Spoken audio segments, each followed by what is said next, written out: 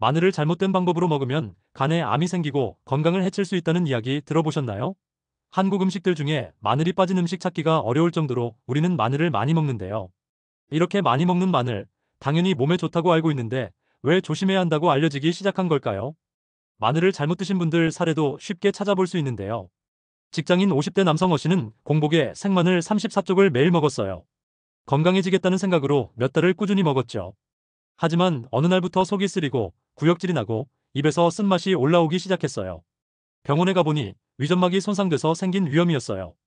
30대 여성 B씨는 다이어트를 위해 마늘즙을 하루에 2팩씩 마시고 거기에 흑마늘도 꾸준히 챙겨 먹었대요. 그런데 어느 날부턴가 얼굴에 트러블이 심하게 올라오고 온몸에 열이 나는 증상이 생겼어요. 피부과 내과를 전전했지만 원인을 못 찾다가 결국 마늘을 끊었더니 증상이 싹 사라졌다는 거예요. 몸에 열이 많은 체질인데 강한 음식인 마늘을 과다 섭취한 게 원인이었던 거죠. 40대 직장인 C씨는 피로 회복 목적으로 마늘즙을 아침 저녁으로 한 달 이상 섭취했어요. 하지만 점점 피곤함이 더 심해지고 검진 결과 간 수치가 비정상적으로 높아졌어요. 마늘 속 유황 화합물이 간에 부담을 줄 수 있고 특히 가공된 마늘즙은 고농축 성분이 간에 무리를 주는 경우가 있다고 의사가 설명했답니다. 그럼 어떻게 마늘을 먹어야 항암 효과를 늘리고 혈관 건강도 챙길 수 있을까요? 궁금하시면 지금 3초 안에 구독과 좋아요를 눌러주세요. 그럼 나와 우리 가족들의 건강을 지킬 수 있습니다. 영상 마지막엔 나이가 들면서 생길 수 있는 가장 무서운 병 중에 하나가 바로 치매인데요. 치매, 자가 진단 테스트도 있으니 끝까지 시청하셔서 테스트 진행해보세요. 3, 2, 1. 마늘에서 발생할 수도 있는 아플라톡신이라는 1급 발암물질 때문인데요. 이 물질은 발암성과 독성이 매우 강한 편입니다. 이 아플라톡신이 우리 간에 들어오게 되면 간암이 발생하게 되는데요. 특히 간염이 있는 사람이 이 물질을 섭취하게 되면 간암 발생 위험도가 무려 60배나 올라간다는 연구도 있습니다. 이때까지 섭취한 마늘이 많아서 걱정이신 분들 있으시죠? 내가 이런 행동을 했었는지 체크 한번 해보세요. 먼저 곰팡이가 생긴 마늘을 곰팡이 부분만 잘라내고 씻어서 쓴 적이 있거나 보관 중인 마늘 중 곰팡이가 한두 알 정도만 생겨서 곰팡이 핀 마늘만 버리고 다른 마늘들은 그대로 쓰신 적이 있으신 분들은 앞으로 절대로 이렇게 하시면 안 됩니다. 이 아플라톡신은 바로 마늘 곰팡이에서 생기는 성분인데요. 곰팡이균에 노출된 마늘은 일부를 잘라내고 씻는다고 해도 이미 균이 마늘 전체에 퍼져 있거든요. 그래서 잘못 먹었다가 배탈과 설사 식중독은 물론이고 더 나아가 암까지 유발하게 됩니다. 상한 부분도 뗐으니 익혀 먹으면 괜찮지 않을까 하시는 분들도 계실 수 있으실 텐데요. 곰팡이균 속에 있는 아플라톡신은 삶거나 볶아도 사라지지 않고 그대로 남아있는 게 특징이라고 해요. 그래서 조금이라도 상한 마늘이 있다면 무조건 버리시는 게 건강을 위한 길입니다. 마늘이 습도에 취약하다는 점도 잊지 마시고 보관하실 때는 신문이나 종이에 싸서 보관하시면 좀 더 오래 보관하실 수 있습니다. 이런 곰팡이 핀 마늘만 피한다면 마늘은 아시는 대로 아주 좋은 식품인데요. 특히 항암 효과가 뛰어나 암 예방에 도움이 됩니다. 마늘 속에는 알리신이라는 성분이 많이 있는데요. 이 성분은 강력한 항균 살균 작용을 하기 때문에 우리 몸속에 나쁜 균이 생기는 것을 억제해주고요. 고지혈증이나 동맥경화증에 좋고 콜레스테롤 수치까지 낮춰주면서 혈압 조절에 아주 탁월합니다. 한마디로 심혈관 질환 위험을 감소시키는데 아주 특화된 식품인데요. 또 아까 말씀드린 대로 암 예방 효과에 탁월합니다. 미국 국립암연구소에 따르면 마늘과 양파를 즐겨 먹은 사람은 그렇지 않은 사람에 비해 전립선 암 발병률이 최대 70% 정도 낮았고 하루에 마늘 반쪽씩 지속적으로 섭취한 사람들은 그렇지 않은 사람보다 위암 발생 위험도가 50% 정도가 낮아지고 대장암 발생 위험도는 30% 감소되는 것으로 나타났다고 하는데요. 그럼 우리 몸에 이렇게 좋은 마늘을 어떻게 먹어야 좋은 효능을 극적으로 끌어올릴 수 있을까요? 마늘은 생으로 드시는 분들도 있고 익혀서 드시는 분들도 있으시죠? 둘 다 몸에 좋지만 마늘의 효능을 끌어올리기 위해서는 삶아서 드시는 게 좋은데요. 생마늘에는 알린이란 성분이 들어있습니다. 그런데 마늘을 자르고 으깨면 세포가 파괴되고 효소가 작용하면서 알린이 알리신으로 변하게 되는데요. 이 알리신이 마늘의 효능을 극적으로 올려주는 성분입니다. 그리고 마늘을 익혀 먹을 때는 굽는 것보단 삶는 게 더 좋은 거 아셨나요? 항암 효과가 있다고 알려진 마늘의 또 다른 핵심 성분인 S알리시스테인은 삶을 때 많이 생성이 되는데요. 끓이는 조리법, 데치는 조리법, 전자레인지에 데우는 조리법으로 생마늘의 S알리시스테인 함량 변화를 관찰했는데 결과는 삶을 때 함량이 가장 높아지는 것으로 나타났습니다. 끓는 물에 60분을 삶은 마늘이 생마늘보다 무려 4배 정도 함량이 높았습니다. 삶은 마늘은 영양분이 다 빠져나갔다고 생각하고 그동안 삼계탕에 들어있는 마늘과 장조림에 들어있는 마늘을 먹지 않고 버렸는데 앞으로는 꼭 챙겨 먹어야겠습니다. 또 마늘의 효능을 높이는 방법 중 하나는 마늘을 자르거나 다진 후에는 바로 요리하지 말고 최소 5분 정도 그대로 두셔야 하는데요. 고기 드실 때는 통마늘보단 편마늘을 드시는 게 좋고요. 다진 마늘이 들어간 쌈장을 만들어 드시는 게 좀 더 마늘의 효능을 볼 수 있는 방법이 되겠습니다. 보통 마늘을 드실 때 마늘만 드시진 않으시잖아요. 그렇다면 함께 먹으면 마늘 효능을 최대로 끌어올릴 수 있는 식재료를 알려드리겠습니다. 첫 번째는 브로콜리인데요. 브로콜리 또한 항암 효과에 뛰어난 식재료입니다. 암 환자들에게 항암 식단으로 활용될 정도인데요. 이것은 바로 브로콜리 속 설포라판과 인돌이라는 성분 때문인데요. 이 성분들이 암과 싸우는 면역 요소를 활성화시키면서 암세포를 억제하는 데 큰 역할을 합니다. 또 설포라판 성분은 혈관을 보호하는 효소의 생산을 늘려주고 혈관 손상 물질은 줄여주면서 우리 심혈관을 보호해줍니다. 그래서 심혈관 질환이 있으신 분들에게 브로콜리는 아주 좋은 식품인 거죠.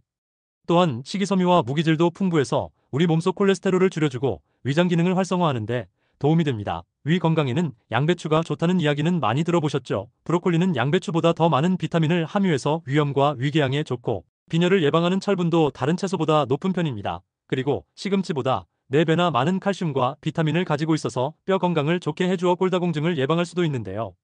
브로콜리는 마늘과 함께 볶아서 먹으면 반찬으로 맛있게 드실 수 있는데요. 브로콜리와 마늘을 볶고 소금과 후추로 적당하게 간을 하면 아주 간단하게 만들 수 있습니다.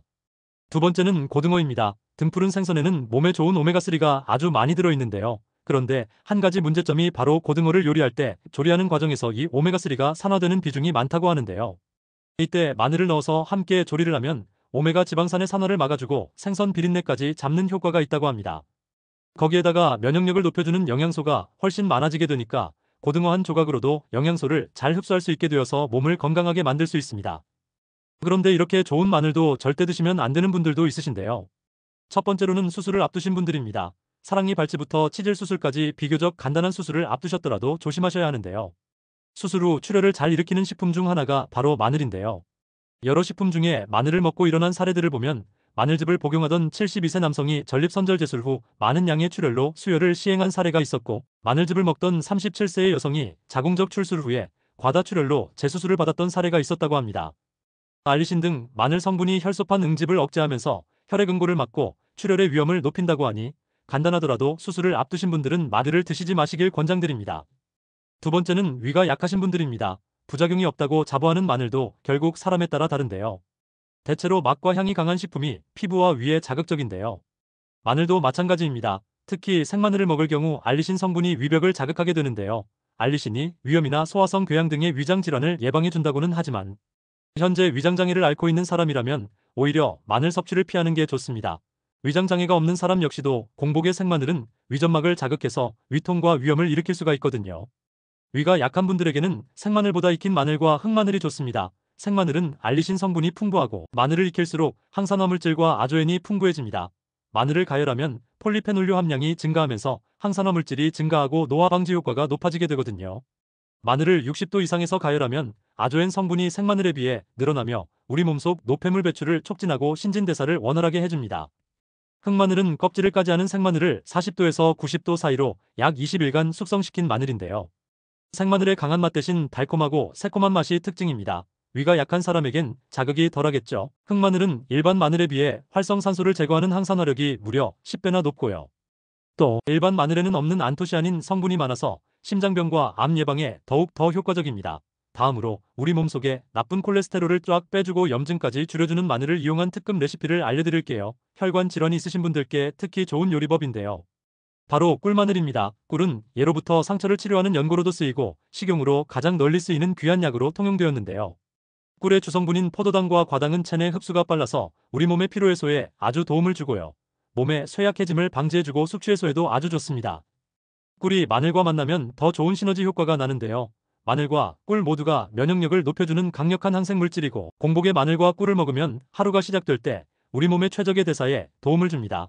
꿀마늘의 효과를 더 말씀드리면 첫 번째로 혈액의 질을 개선해 해줍니다. 마늘의 풍부한 비타민과 미네랄이 우리 몸속 혈액순환을 증가시켜주고요. 콜레스테롤과 혈중 지방 수치를 낮춰서 심혈관 질환을 예방해줍니다. 두 번째로는 피부 건강에 좋은데요. 마늘 속에는 세포를 재생시키는 항산화제가 많고 꿀에는 비타민 복합체가 풍부해서 피부를 곱게 해주는 효과가 있습니다. 세 번째로는 면역력을 높여주고 염증을 줄여주며 성인병을 예방해줍니다. 꿀에는 칼륨이 많이 들어있어서 체내의 염분을 배출해주는데 도움을 주거든요. 그래서 고혈압 예방에 아주 좋고요. 또 마늘의 항염증 효과와 시너지 효과를 내서 성인병 예방해주는 효과를 가지고 있습니다. 자, 그럼 만드는 법을 한번 알아볼게요. 첫 번째로 싱싱한 마늘과 꿀을 준비합니다. 다음으로 마늘은 깨끗하게 손질해 씻은 후 물기를 제거해 주시고요. 마늘을 찜기에 10분간 쪄줍니다. 그 다음 소독된 유리병을 준비해 주시고요. 마늘을 찜기에서 꺼내 약 10분 정도 충분히 식혀줍니다. 유리병에 마늘을 넣고 마늘이 잠길 만큼 꿀을 부어주세요. 일주일이 지난 뒤에 드시면 됩니다. 여러분 정제된 설탕보다 꿀이 더 좋다고는 하지만 꿀에 당분이 들어있기 때문에 혈당을 조절하셔야 하는 분들은 많이 드시지 않는 걸 추천드리고요. 아침 공복에 하루 한 알에서 두 알 정도만 섭취해 주시면 충분합니다. 마늘을 다 드시고 남은 꿀은 요리할 때 설탕 대신 활용하면 되기 때문에 버릴 것 하나 없는 꿀마늘 레시피였습니다. 마지막으로 나이가 들면서 걱정되는 부분이 하나 있죠. 바로 치매인데요. 본인뿐만 아니라 가족까지 정말 힘들게 하는 무서운 병입니다. 그래서 초기에 빨리 발견하고 치료하는 것이 중요한데요. 치매자가 진단뿐만 아니라 자주자주 하시면 뇌 기능을 자주 사용하게 돼서 치매 예방에도 정말 좋은 스트루프 테스트를 준비했습니다. 어떻게 하는 거냐면요. 간단한데요. 글자를 그대로 읽는 게 아니라 글자의 색깔을 말씀해 주시면 되는데요. 제가 먼저 해보겠습니다. 파랑, 빨강, 초록. 이런 식으로 글자 색깔을 말씀해 주시면 되는데요. 30초 동안 몇 개를 맞출 수 있는지 한번 테스트해 보세요. 자, 시작합니다.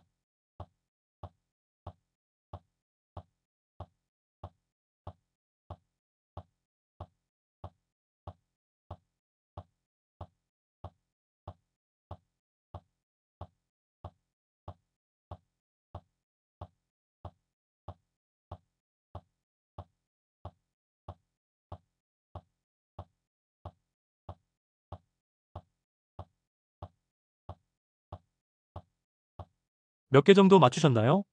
30초 안에 12개 이상 맞췄다면 뇌 기능에 이상이 없는 거고요. 8개 이하라면 뇌 활력도와 인지 기능이 떨어졌다고 할 수 있습니다. 가족이나 소중한 지인분들에게 이 영상을 공유해서 테스트를 소개해주세요. 아직 구독과 좋아요를 누르지 않으셨다면 지금 구독과 좋아요를 눌러주세요. 나와 우리 가족들의 건강을 위한 지식을 무료로 누구보다 빨리 보실 수 있어요. 감사합니다.